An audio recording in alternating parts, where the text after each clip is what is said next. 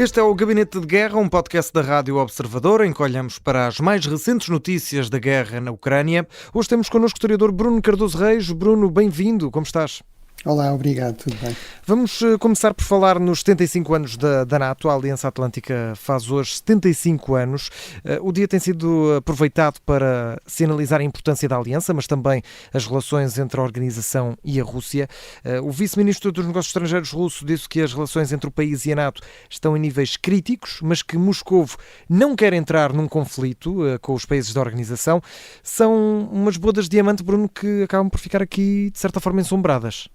Bem, seria sempre melhor não haver um conflito ativo nesta escala na Europa, Claro. não é? Que fosse, no fundo, uma espécie de teste à capacidade de resposta da NATO. Agora, eu acho que isto só valoriza, só demonstra a importância vital da NATO, a enorme vantagem que é para um país como Portugal, uma potência relativamente fraca, poder beneficiar, no fundo, de fazer parte, aliás, desde o início. Portugal foi um membro fundador, portanto, desde abril de 1949, que é realmente um membro de uma aliança que é a mais duradoura da história. Nunca tivemos uma aliança deste tipo que tivesse durado tanto tempo.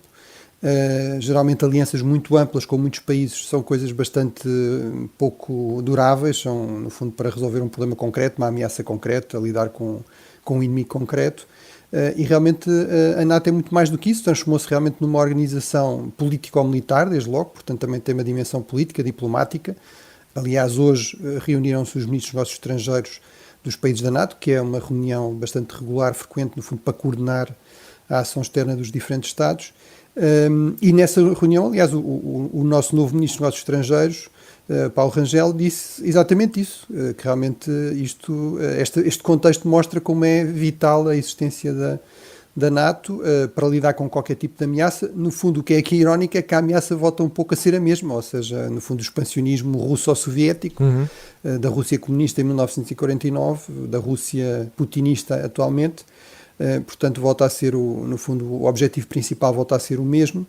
Mas o princípio fundamental mantém-se, que é uma aliança defensiva que, através da sua coesão, da força do somatório de todos estes Estados-membros, e em particular é preciso sublinhar isso dos Estados Unidos, não é? Que continuam a ser a principal potência militar a nível global, tem a capacidade de, no fundo, dissuadir, ou seja, evitar sequer que os países da NATO sejam atacados. E realmente não houve nenhum ataque por outro Estado contra um país da NATO em todo este período, não é? Houve o ataque do 11 de setembro contra os Estados Unidos e houve outros ataques terroristas contra outros membros da NATO, mas realmente por parte de um Estado isso nunca aconteceu, e é significativo, diria eu, é muito significativo que a própria Rússia de Putin não tenha optado, por exemplo, por atacar os países bálticos, que à partida, se estivessem sozinhos, seria um alvo muito mais fácil, muito mais fraco, pela sua dimensão, etc., pela sua geografia, do que a Ucrânia.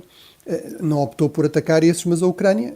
A grande diferença é que os países bálticos são membros da NATO e, inclusive, têm de forma rotativa lá tropas de outros países da NATO, inclusive Portugal, o que significa que um ataque a esses países seria sempre um ataque também, nomeadamente a tropas do conjunto dos outros Estados-membros da NATO. E Bruno, vamos olhar aqui também para outro tema em destaque, que são as declarações de Emmanuel Macron. O presidente francês diz que não tem dúvidas de que a Rússia vai ter os Jogos Olímpicos de Paris como alvo. São aqui declarações que podem deixar aqui alguma consequência. Pergunto, que efeito é que pode ter também Macron dizer isto publicamente, porque podia pensar, mas não verbalizar. Diz publicamente isto Macron, e também pergunto com que objetivo é que o faz, com que objetivo é que diz isto publicamente.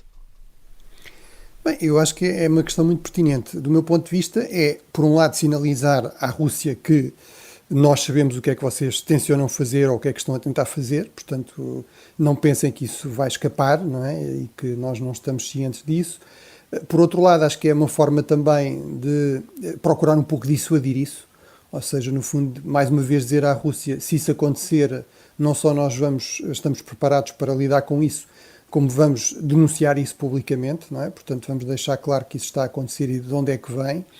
Portanto, eu acho que no fundamental são esses dois objetivos, no fundo, e convergentes, não é? No fundo, procurar dissuadir a Rússia, pelo menos de atos, digamos, mais disruptivos, mais destrutivos, sinalizar que isso, enfim, que a França está preparada, vamos dizer assim, está atenta e que sabe que isso está, que essa possibilidade existe. Portanto, e de alguma forma também, no fundo, uma mensagem, digamos, de alguma segurança em relação ao público em geral, não é? Portanto, no fundo, aos franceses e às pessoas que tenham interesse em ir aos Jogos Olímpicos, no fundo, esta ideia de que a França está preparada, está atenta e que estará capaz, no fundo, de responder.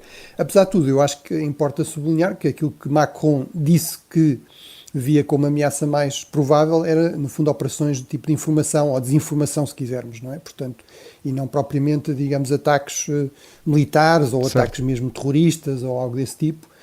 Portanto, no fundo, mais este género de operações híbridas, de ataques híbridos, ciberataques, desinformação, isso realmente é algo que a Rússia tem estado a fazer com alguma frequência contra múltiplos países ocidentais e, portanto, é normal que os Jogos Olímpicos sejam aqui um alvo particularmente apetecível, ainda por cima quando sabemos que a Rússia, no fundo, está num confronto com as autoridades olímpicas, não é? Sobre exatamente com que estatuto é que os atletas russos podem competir ou não.